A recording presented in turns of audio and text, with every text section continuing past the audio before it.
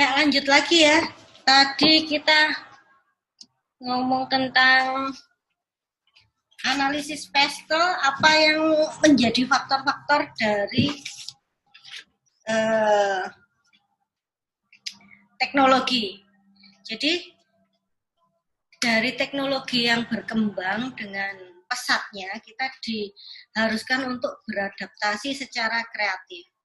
Kemudian, selain kita sebagai pribadi, maka perusahaan, apabila kita pegang suatu perusahaan tersebut harus bisa memprediksi dampaknya bagi dampak teknologi tersebut bagi kelangsungan usahanya. Itulah kenapa keberadaan pabrik kertas bisa ikut tergerus karena adanya HP dan aplikasi e-book itu tadi. Kemudian sebisa mungkin keberadaan internet dan teknologi dapat diusahakan untuk meningkatkan penjualan dan menambah customer. Jadi seperti yang Bu Ana bilang tadi bahwa penjualan kalau dulu hanya offline, hanya ngedrop di toko-toko, tetapi dengan adanya internet kita bisa berjualan secara online. Kita bisa promosi secara online. Lanjut ke faktor-faktor yang mempengaruhi bidang hukum atau legal. Nah, ini berkaitan dengan undang-undang yang berpengaruh di bidang usaha.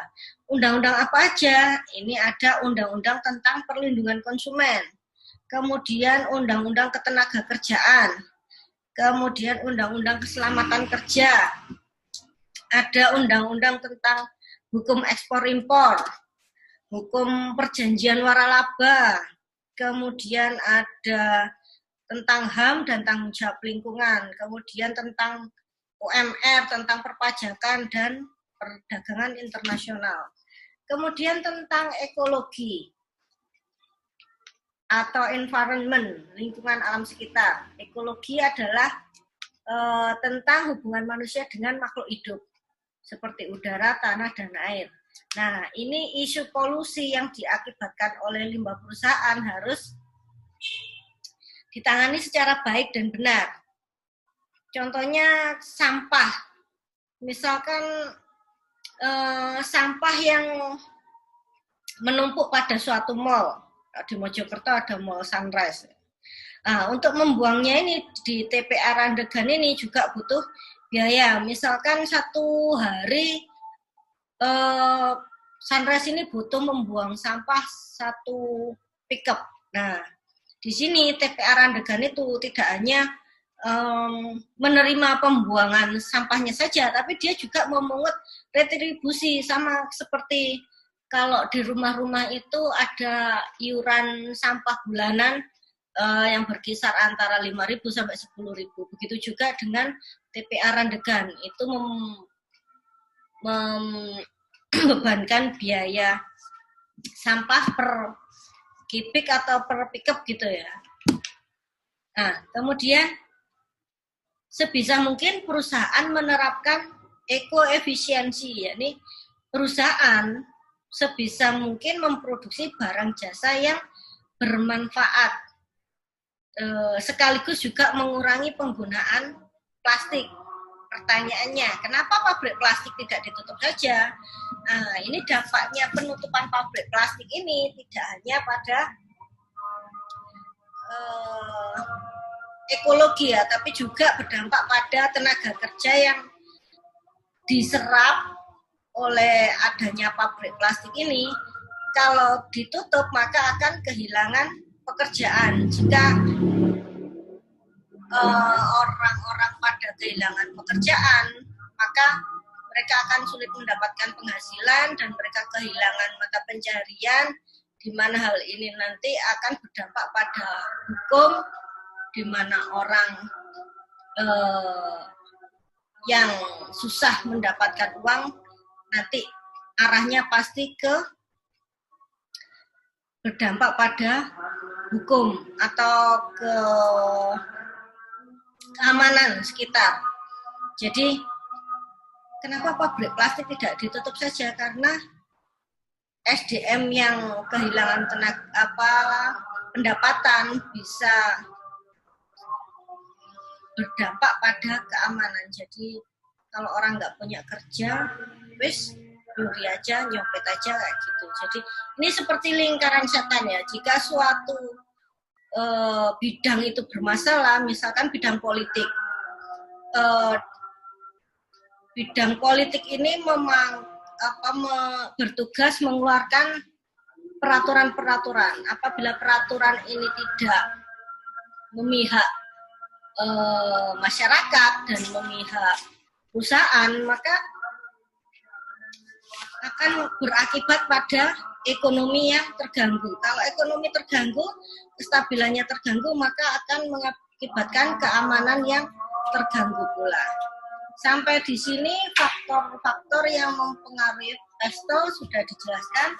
Lanjut ke sebentar. Share screen. Sebentar.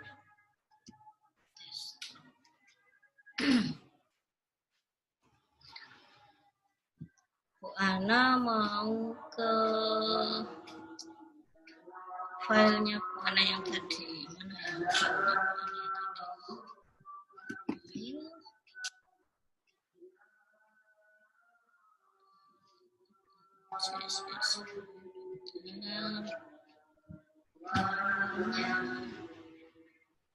Mesin file.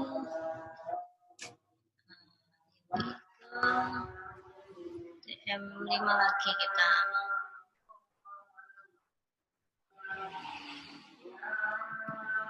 Bentar ya.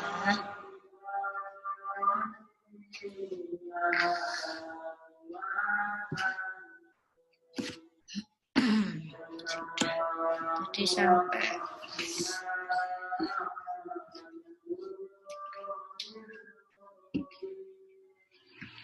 tadi sampai sini ya. Sudah, sekarang ini tadi juga sudah. Sekarang kita masuk pada analisis quarter 5 force.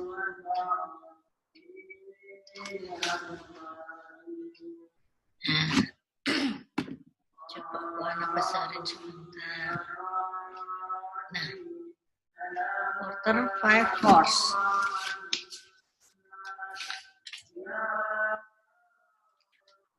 Quarter 5 force ini terdiri dari 5 hal ya. Ada rivalry, persaingan industri. Terus di sini ada pendatang baru, newcomer, new entry.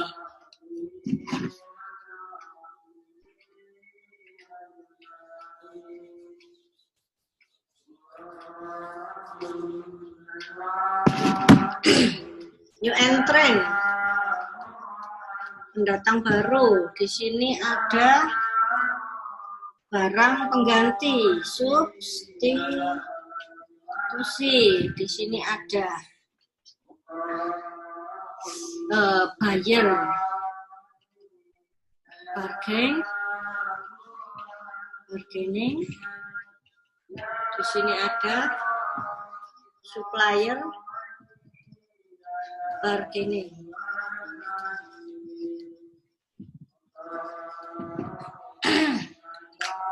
Nah, bisa dilihat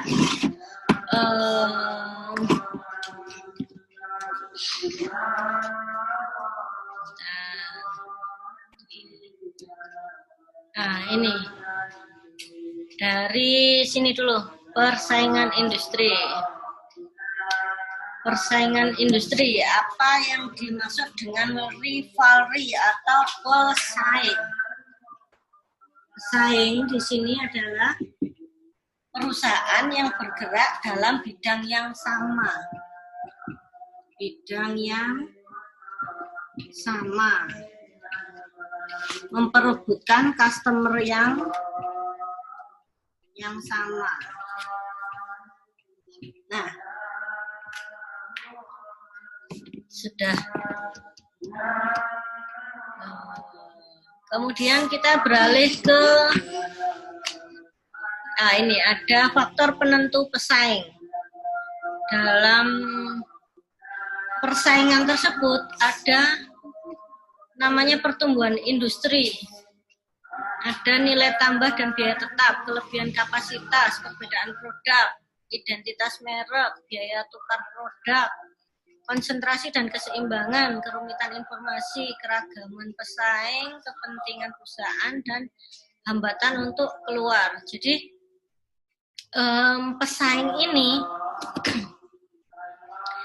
ditentukan juga oleh pertumbuhan industri. Apakah suatu perusahaan itu dia penjualannya meningkat, ataukah customernya meningkat, ataukah dia mengalami perubahan yang naik.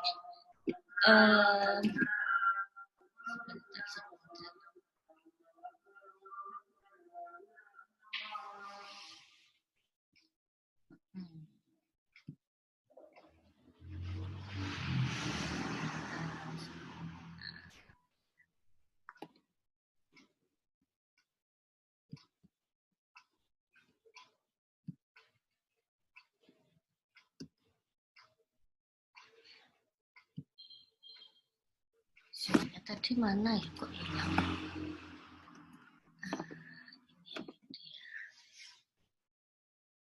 Share screen. Share screen.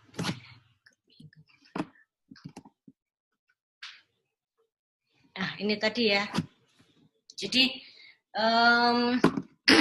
quarter five force itu terdiri dari 5 hal, yakni ada pesaing, ada new entrants, barang substitusi, buyer bargaining, dan supplier bargaining. Kemudian Bu Ana mau share screen. Bentar.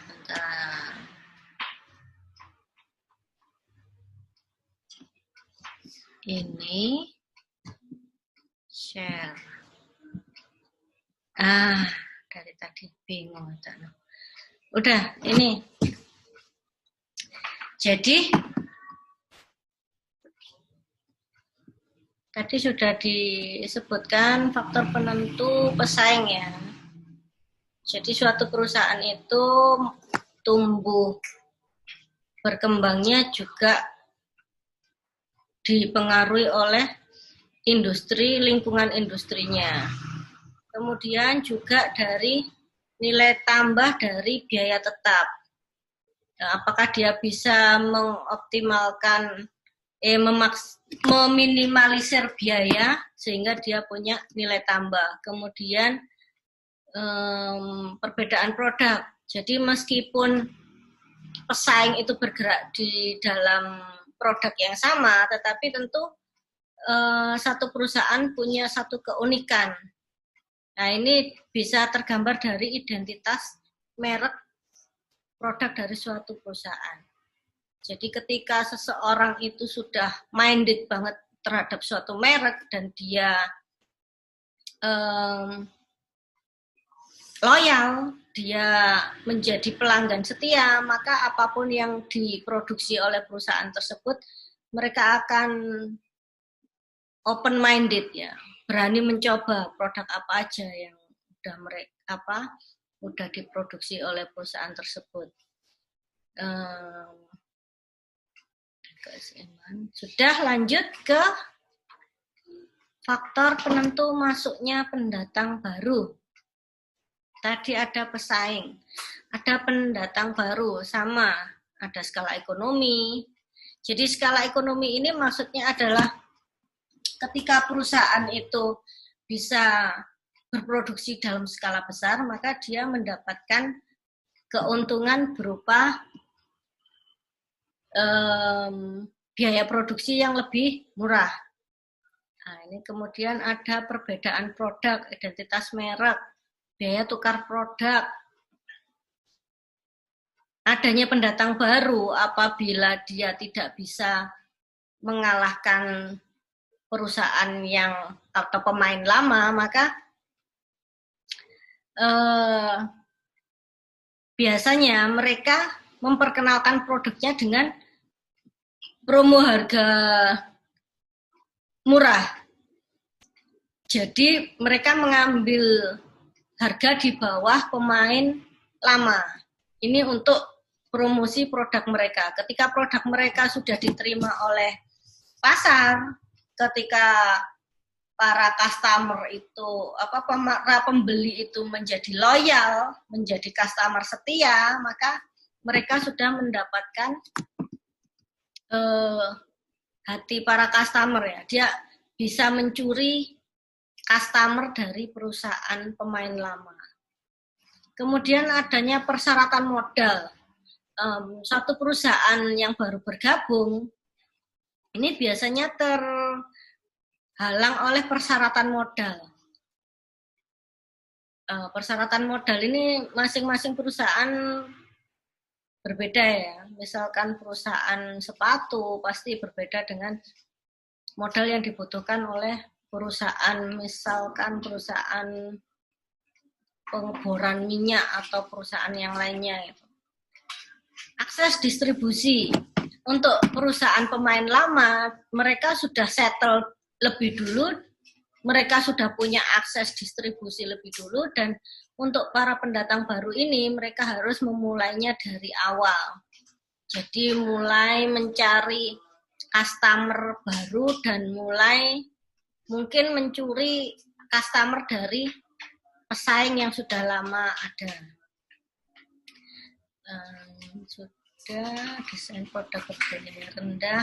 Nah ini desain produk berbiaya rendah. Jadi dia mencuri start promo dengan memperkenalkan produknya yang sesuai, yang kualitasnya mungkin bisa dibilang sama dengan pemain lama, perusahaan pemain lama, tetapi dia berani memberikan harga lebih rendah. Lanjut kepada pemasok. Pemasok ini ada faktornya diferensiasi input, biaya tukar, kehadiran input substitusi, konsentrasi pemasok, pentingnya volume, biaya relatif terhadap total pembelian, dan dampak input terhadap biaya. Nah, ini intinya pemasok ini punya kekuatan terhadap suatu perusahaan jika dia menjadi satu-satunya pemasok bagi perusahaan tersebut, maka dia mempunyai kekuatan yang tinggi. Tetapi kalau perusahaan itu bisa membeli dari berbagai macam pemasok dengan kualitas yang sama, maka dia punya kekuatan yang rendah. Begitu juga dengan pembeli. Ketika perusahaan itu bisa memonopoli suatu produk atau barang, maka perusahaan tersebut mempunyai kekuatan terhadap pembeli. Misalkan apa ini? Misalkan pembelian bahan bakar, bensin. Nah, ini kan dikelola oleh negara ya. Maka perusahaan yang menaungi di sini Pertamina, nah ini mempunyai kekuatan yang besar terhadap pembeli. Jadi pembelinya lemah. Kalau dia nggak mau beli dengan harga yang sudah ditetapkan, maka dia tidak akan bisa membelinya dari perusahaan lain. Begitu juga dengan pembeli ini. Jika perusahaan ini punya produk yang bisa didapatkan dari perusahaan lain, maka pembeli punya kekuatan yang tinggi. Tahu ya maksudnya? Jadi pembeli ini selalu menginginkan harga rendah dengan produk yang berkualitas. Sedangkan kebalikannya dari pemasok, dia menginginkan harga tinggi untuk kualitas yang serendah-rendahnya. Terus tentang faktor penentu kekuatan pembeli.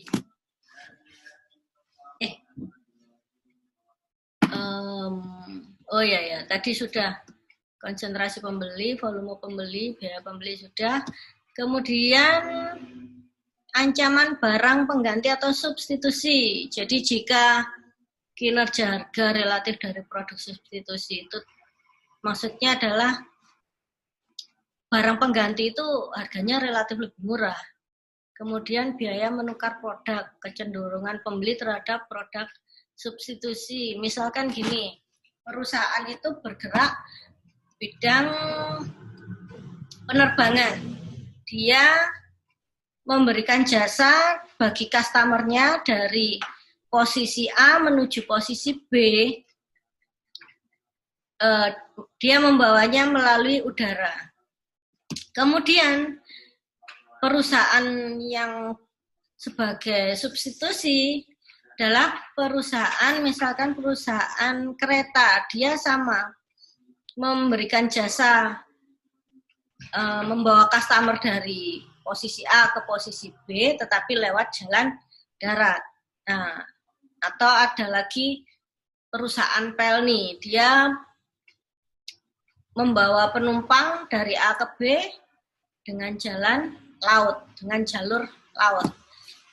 Sampai di sini tentang analisis quarter five force. Lanjut ke sini, belum ada catatannya ya.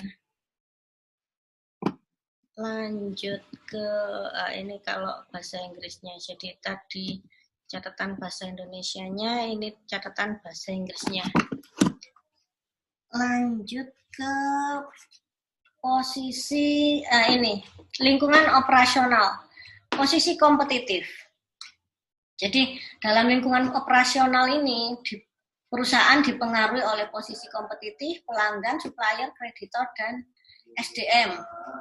Sebelum masuk ke posisi kompetitif, pelanggan sangat penting untuk kelangsungan hidup perusahaan. Semakin bertambah pelanggan, semakin bertambah pembelian, maka perusahaan tersebut semakin bertumbuh. Kemudian supplier, kalau dia mendapatkan supplier tangan pertama, dia dapat harga paling rendah dengan kualitas paling bagus, maka perusahaan tersebut bisa mengoptimalkan, maksudnya meminimalkan biaya produksi. Jadi kulaane murah tapi ngedole larang, ya kan? Jadi dia menekan biaya dengan mencari supplier tangan pertama. Kemudian kreditor, apa yang dimaksud dengan kreditor? Yakni perusahaan tersebut bisa mendapatkan biaya dari mendapatkan kucuran modal dari pihak-pihak tertentu dengan mudah. Ini adalah tentang kreditor. Kemudian tentang SDM. Perusahaan tersebut tidak kekurangan SDM. Artinya ketika SDM satu bermasalah, dia bisa dengan mudah menggantikannya dengan SDM yang lain. Balik lagi ke posisi kompetitif. Coba dibuka lagi catatan pertemuan kedua tentang strategi. Di situ ada strategi umum, ada 3 macam strategi, tapi kita membahas tentang posisi kompetitif. Nah, posisi kompetitif.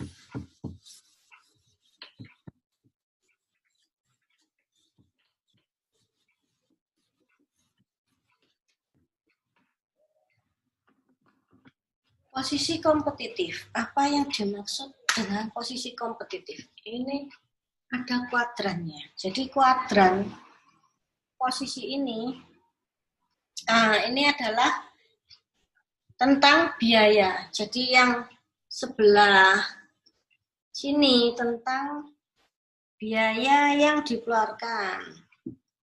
Biaya yang dikeluarkan. ini rendah atau sedikit, biayanya sedikit, nah, semakin ke sini biayanya semakin banyak atau tinggi. Kemudian yang ini adalah kas yang dihasilkan. Jadi ini adalah kas yang dihasilkan. Di sini sedikit atau rendah, di sini banyak atau penjualannya tinggi ya, penjualannya banyak. Ini di sini ada kuadran 1, kemudian kuadran 2, kuadran 3, dan kuadran 4. Nah, ini adalah tentang posisi kompetitif. Jadi di kuadran 1 ini ketika biaya yang dikeluarkan banyak dengan penghasilan yang banyak, nah, perusahaan ini jadi perusahaan star. Di sini perusahaan mengaplikasikan strategi integrasi dan diversifikasi.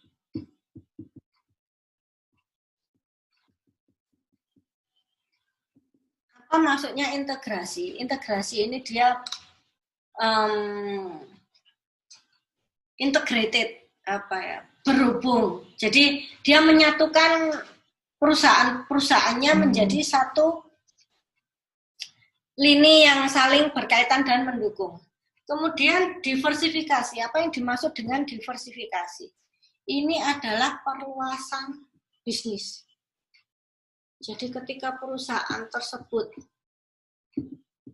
pendapatannya tinggi, maka dia akan membeli bisnis-bisnis yang mendukung bisnis awalnya dia, bisnis utamanya dia. Kemudian lanjut di kuadran 2. Kuadran 2 ini adalah sapi perah. Coba ya gambari sapi. Sapi perah. Nah, tahu sapi perah toh, dia dikasih makan rumput aja tapi susunya nilainya mahal. Nah, ini adalah kuadran kedua. Jadi di sini ini dia biayanya banyak, tapi kas yang dihasilkan sedikit. Oh maaf, salah ya. Biaya rendah, kas yang dihasilkan tinggi. Oh, enggak. Ini sapi perahnya enggak di sini. Maaf. Jadi sapi perahnya itu di sini. Ketika perusahaan itu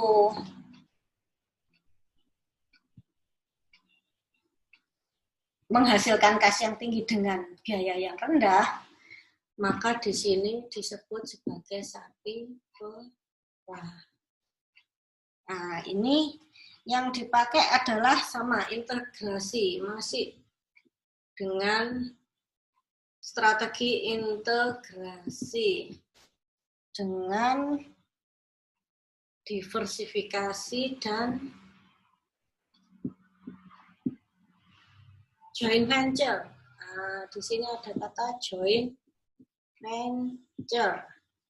Sama seperti perusahaan star, tapi dia kekurangan modal untuk perluasan pasar. Maka dia melakukan joint venture. Dia cari modal. Dia bekerja sama dengan perusahaan lain. Ini yang dilakukan perusahaan kategori sapi perah. Kemudian yang ketiga ada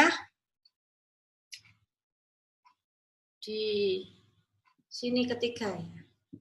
Jadi ketika biaya yang dikeluarkan rendah dan pemasukan juga masih rendah, ini dikatakan sebagai perusahaan dog atau perusahaan anjing. Rendah-rendah. Ini sebagai perusahaan dog. Atau anjing. Strateginya yang dipakai apa? Strategi yang dipakai adalah bentar. Stop share. Strategi yang dipakai adalah meningkatkan konsentrasi.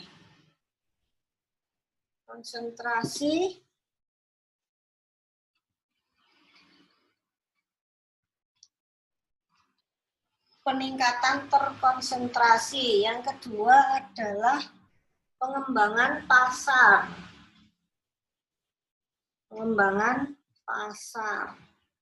Yang ketiga adalah pengembangan produk.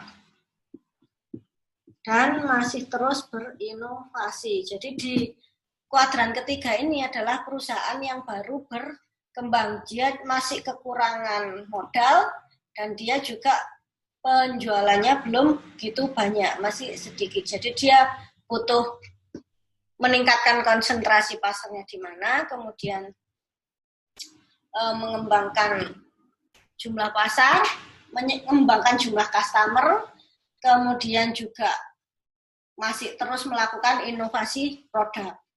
Kemudian yang keempat, ini sebagai perusahaan yang bermasalah.